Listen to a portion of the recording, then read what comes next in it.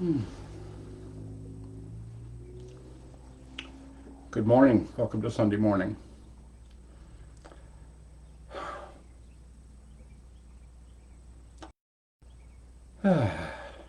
It's a good day to sit. Today I'm going to talk about generosity, dana. There are the 10 paramis, which are 10 qualities of the heart to develop for awakening. And the first one is generosity. And I did a talk a couple of weeks ago on patience, which is also one of the paramis. And it occurred to me, wow, it might be fun, at least for me, to do a series of talks on the paramis. So we're going to start at the beginning with that. But first, we're going to sit. So, I'd like to offer a new tool. It's actually an old tool, but one I was reminded of recently to help stay focused. When you breathe out, count. Count to three. 3 out breaths, and then start again. And this will help you continue to rest your awareness on breathing.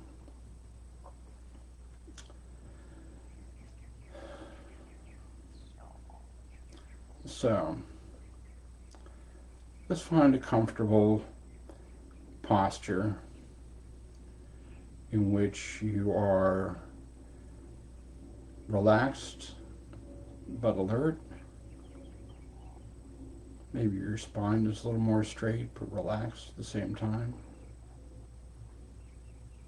If there was like a little string at the crown of your head pulling you slightly upwards, and it would tuck in your chin.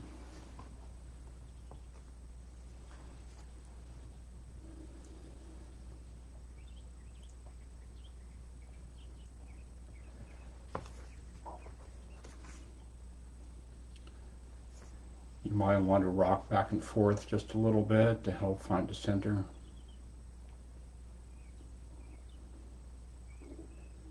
And then side to side.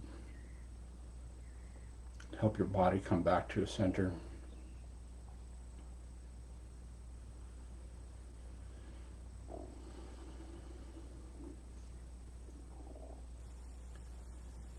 And notice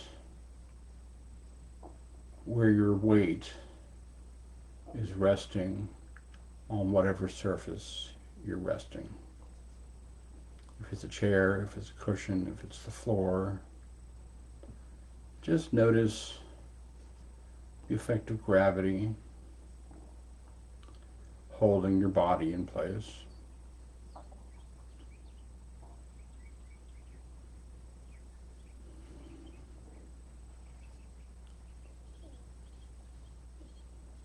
Notice what it feels like to be in contact with that surface.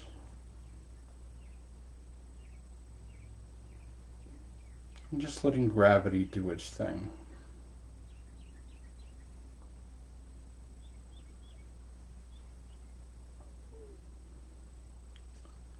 You can also let gravity do its thing as you relax the muscles in your face. Relax your jaw.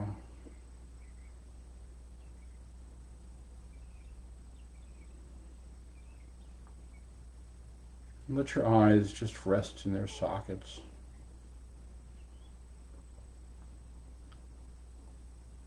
As if your gaze was cast slightly downward, that would relax all those muscles.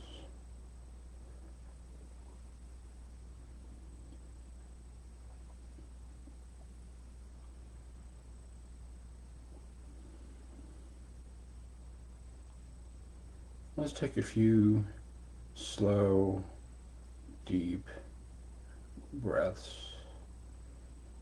to help us connect to the breath.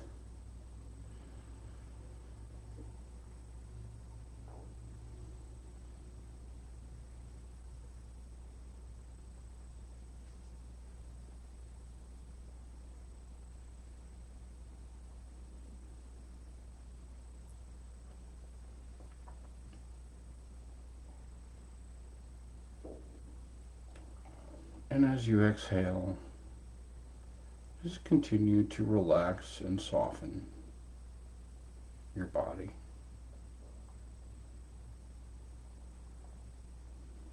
And let your breathing return to normal.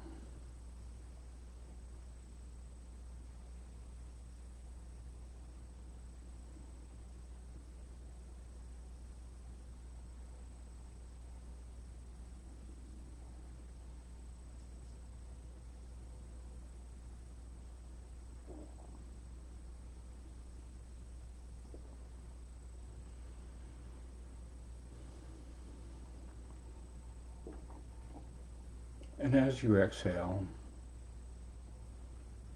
just continue to relax your shoulders.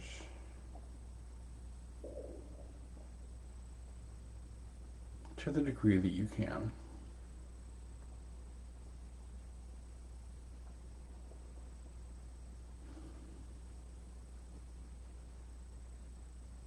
And relax your stomach. We hold our belly in a lot. Let's take a break from that.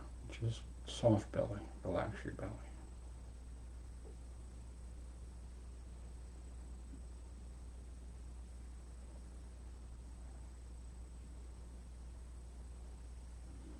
Just let your body relax and soften.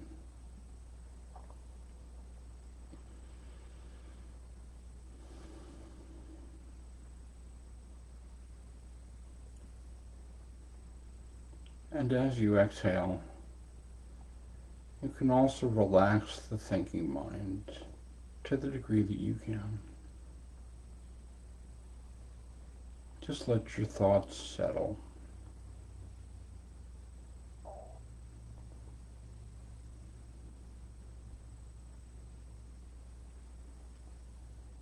If you're finding that difficult, that's okay. Just notice.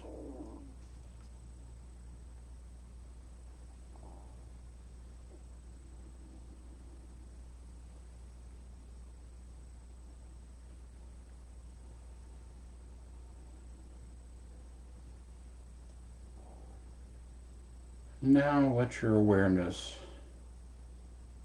come to your breathing.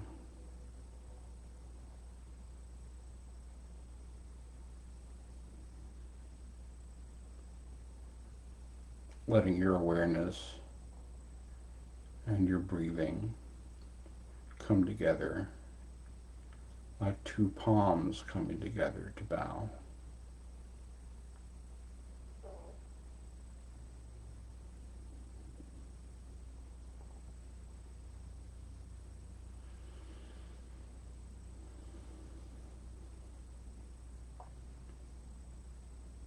And rest your awareness on the sensations of the body breathing.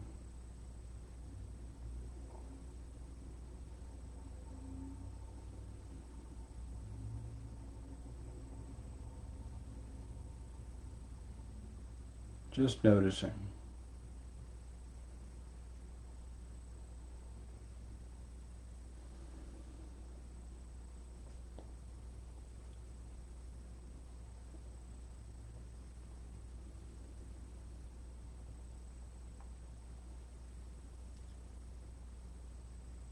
Noticing the sensations of the in-breath, the air through your nose, your belly and chest expanding. Maybe the more subtle sensations of your back rib cage expanding.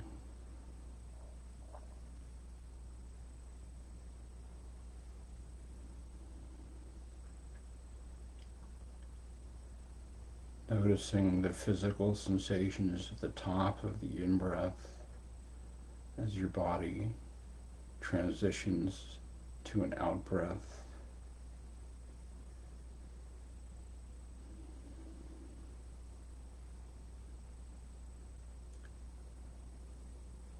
And just being aware of the physical sensations of your body releasing an exhale.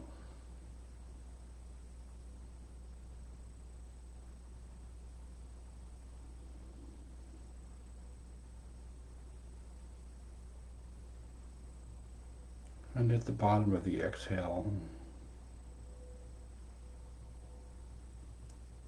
noticing the sensations of your belly beginning to expand for the inhale, and the sensations of receiving the inhale.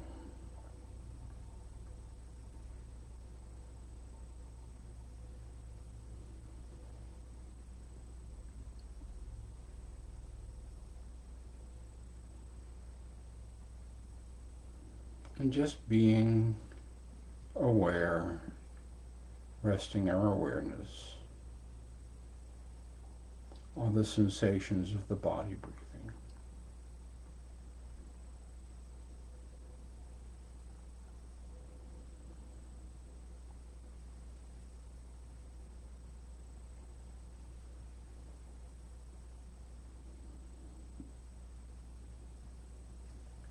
And if you want to help focus,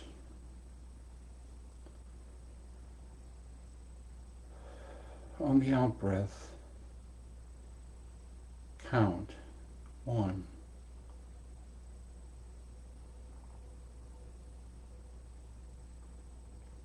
And on the out breath, count 2.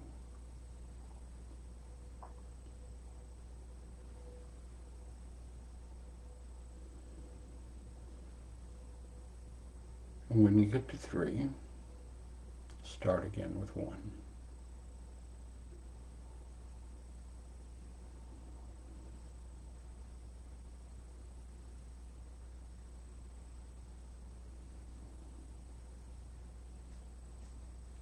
And when and if your mind wanders off,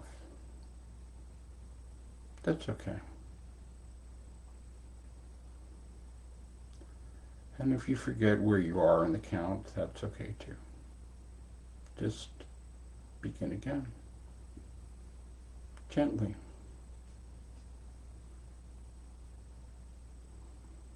Starting with 1.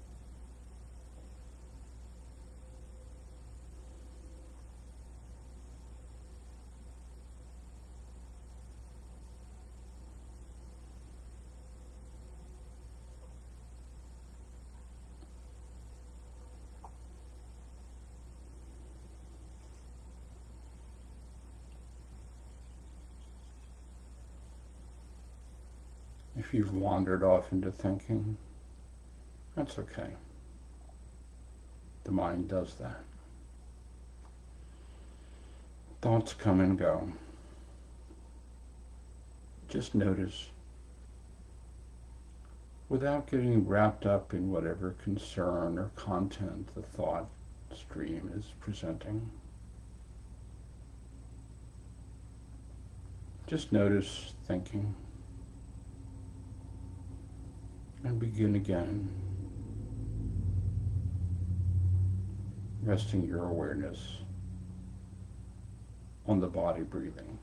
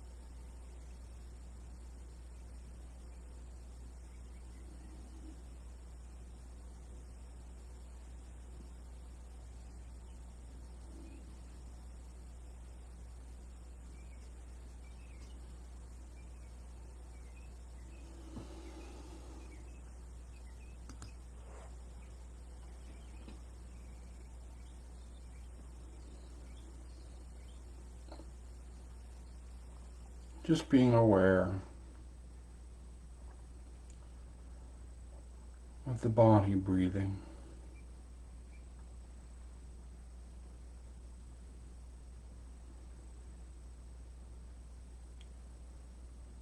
And aware of what it's like to be meditating in this moment.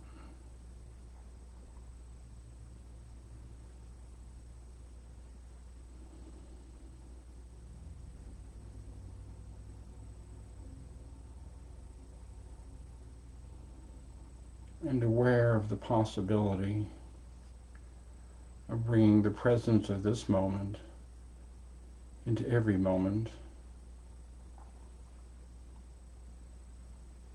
into the way you walk around and navigate your life and the world day to day.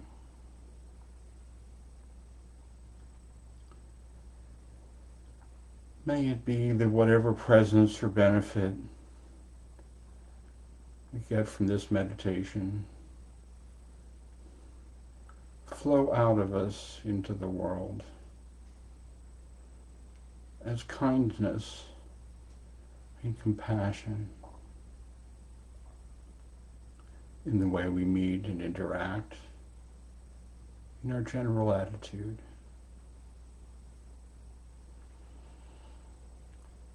May the benefits of this practice be of benefit to all beings everywhere.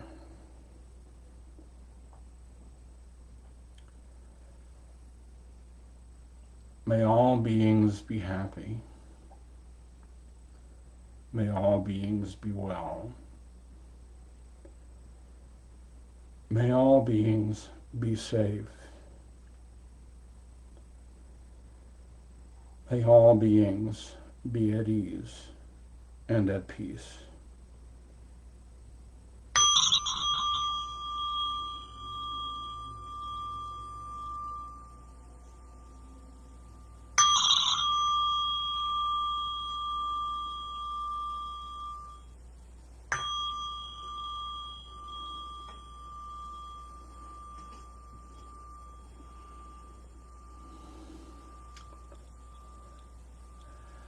Thank you for your practice. A couple of announcements. I've put the usual information in the chat about the Zoom address, how to find these sessions on Facebook Live, and although I'm no longer streaming live on YouTube for technical reasons, all of these settings and talks are archived on the YouTube channel. Also, as a reminder for those who are interested, I'm now offering sits on Wednesday evenings at 6:30. So feel free to come and join. So, just to review, the 10 paramis. In a previous incarnation, the man who would become Buddha in a subsequent lifetime learned that he would become Buddha in a subsequent lifetime, and set out to write down the 10 qualities, what became the 10 qualities, that became known as perfections of the heart necessary for awakening, which was later published by another sage named Shantideva in a book called The Guide to the Bodhisattva's Way of Life. And the 10 paramis, excuse me,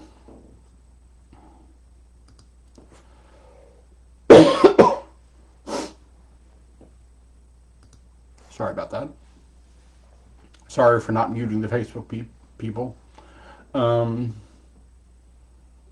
Generosity, morality, renunciation, insight, practice, patience, truthfulness, resolution, loving kindness, and equanimity. So today we're going to talk about the first one, generosity, which in Pali is known as dana, D-A-N-A. Now, I don't know about y'all, but usually the only time I ever hear teachers talking about dana is at the end of a retreat when they're asking us for money for the teachers at the retreat center. I very rarely hear broad general talks about dana. Um, but dana has a preeminent place in Buddhism and in Buddhist teachings. It is the first parami, the first quality that we need to develop on the journey to awakening.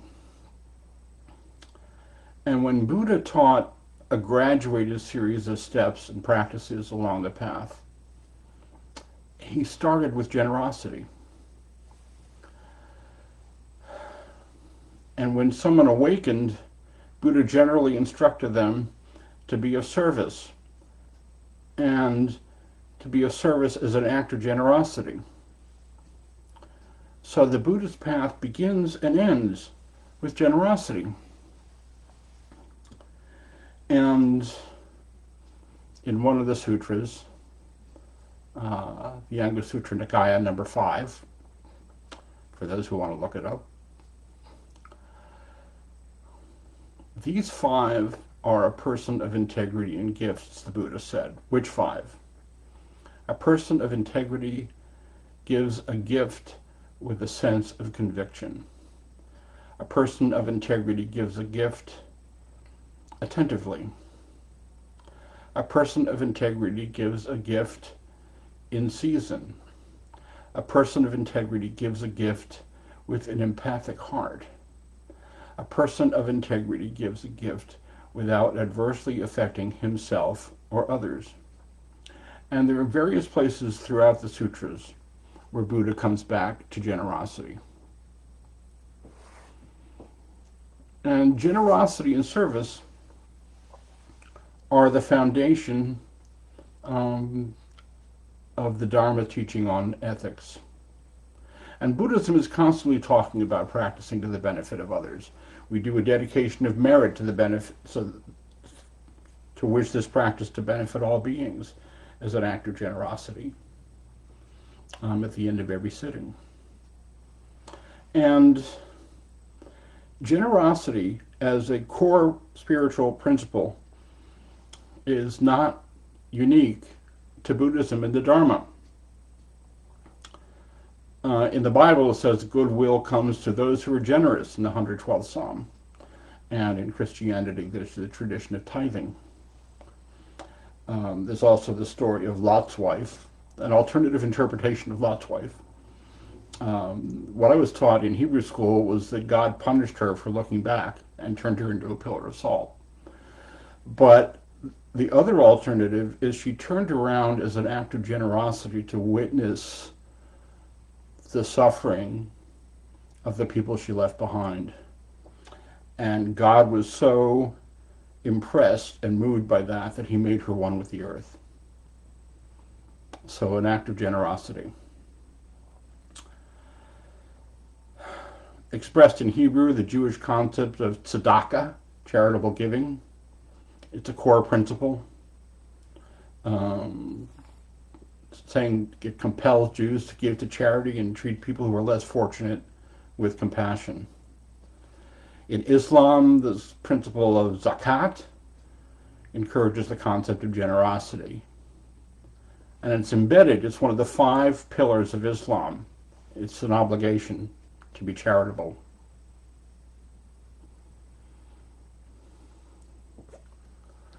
And in popular culture, anybody remember a TV show called ER? There's a scene when one of the principal characters, Mark Green, is dying and his daughter goes to him. And he says, these are his last words to her. I've been trying to figure out what I should have already told you, but I never have. Something important, something every father should impart to his daughter. Generosity. He said, be generous with your time, be generous with your love, be generous with your life, be generous always. So I bow to that. The Buddha and the Dharma identify three principal elements of suffering: greed, hate, and delusion. Generosity is the antidote. You can't be greedy and generous at the same time.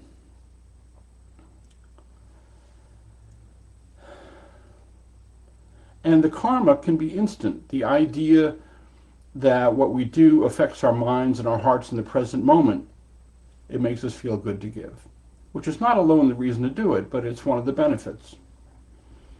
And it's been suggested when we do commit acts of generosity, when we do give, that we take a moment to pause and reflect on what that's like for us. And dana, generosity, is a principle of giving without obligation, but with delight. To be happy before an act of giving, to be happy during an act of giving, and to be happy after the act of giving. And giving without an expectation of return. Giving freely out of compassion and a will to help others. As we say, to the benefit of ourselves and others. And Buddha's definition of wisdom includes knowing how to benefit oneself and benefit others at the same time. So there are some principles involved. To give in such a way that you don't harm yourself or others. It's easy in this culture to slip into codependency and forget to take care of ourselves. That's not the path.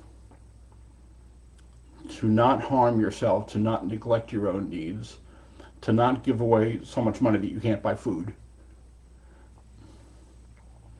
to not neglect your well-being because other people have needs. That's not dana. And it's best not to feel that you're obligated. To see that it is beneficial for yourself and others, just like you would take on a meditation practice. We practice this. We practice the attitude of generosity. Just the same way we practice meditation and coming back to the breath, we practice developing an attitude of generosity. And it's important to consider how we give, not just what we give. Are we being generous, or are we trying to meet an obligation? What is our motivation? If we're seeking praise or some other benefit, that's not generosity. That's like sort of business. And taking care of yourself at the same time, I can't emphasize that enough because people can get lost. Giving what you can afford of your material and time. And practicing generosity is a mindfulness practice. So there's some, I've been doing some reading on this, and there are a group of practices involved in generosity that I've been reading about. One is to just do what you're doing now, but contemplate as you move through the day, through the world, with an attitude of generosity. Little things like holding the door open for someone, letting someone in front of you in traffic. Small acts of generosity that you might not otherwise do. Bringing donuts to work, something like that.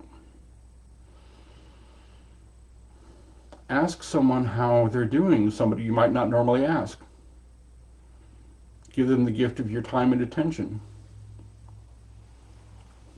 And when you practice these things, reflect on what that was like for you, what it feels like, what happens to you. Also, reflect on what happens to you when you do something nice for somebody as an act of generosity, and there's no acknowledgement and there's no thank you. Some of us find that annoying, but that's not why we're doing it. But it's important to use generosity in this sense as I keep saying, as a mindfulness practice, as an awareness practice.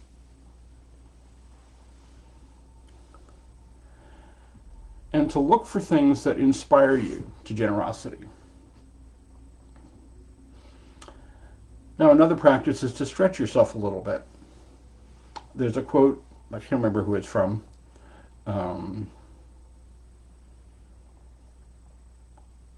Generosity should pinch a little bit, he said, and that's the pinch of your stingy person, your inner stingy person. Say, what's that?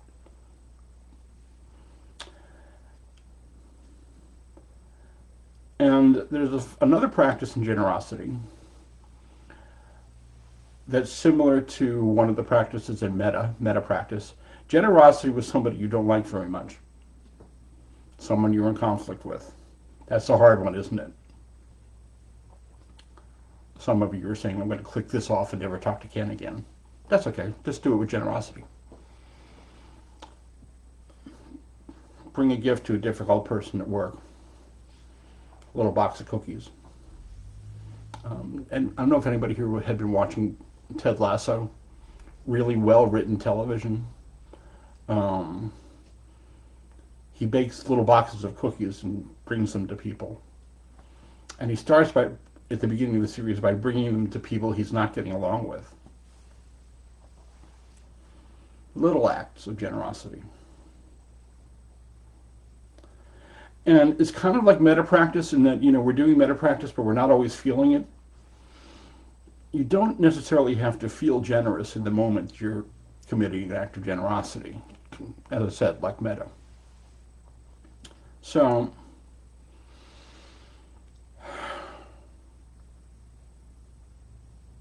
generosity, dana, as a principle, as a practice. And I found a page on Tricycle with all these quotes about generosity. It's Gil Fonsdale, being generous creates instant karma. We can immediately see and feel the results of being generous. And Joseph Goldstein said, there is happiness in planning the generous act, happiness in actually giving, and happiness in reflecting later on generosity. It says, if you feel the urge to be generous, act on it. Then notice what happens in your mind and heart.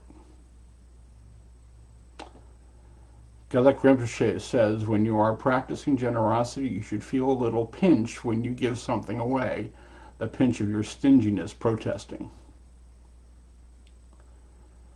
So, about 10 years ago, I was involved in a year-long parami study with Gil Fonsdale. And at the end of the teaching on dana, he suggested that we set an intention to practice 3 acts of generosity every day. Doesn't have to be anything big. Letting someone get in line in front of you at the supermarket. Letting somebody in traffic. Holding a door open. And I found that in doing that, it kind of cultivates a mindset of looking for opportunities to be generous. So,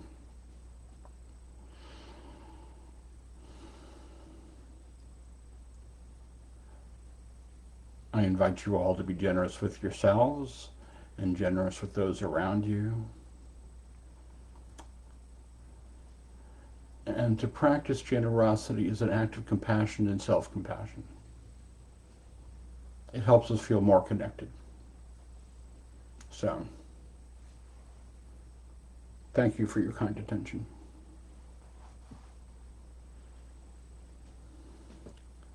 Does anybody have any questions or comments? There's one person at the bottom of my screen only identified as iPhone. Do you feel like identifying yourself and telling me who you are?